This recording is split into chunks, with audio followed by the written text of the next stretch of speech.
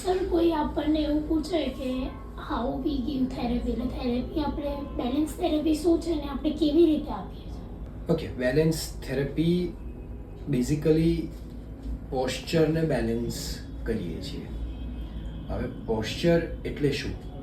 Mainly આપણી spinal cord, બરાબર છે.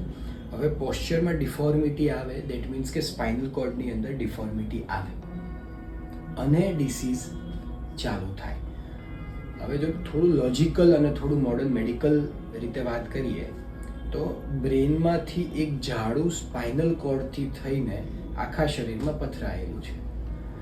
96,000 કિલોમીટર પાઇપલાઇન છે, જેમાંથી બ્લડનું સર્ક્યુલેશન 24 કલાક થાય છે.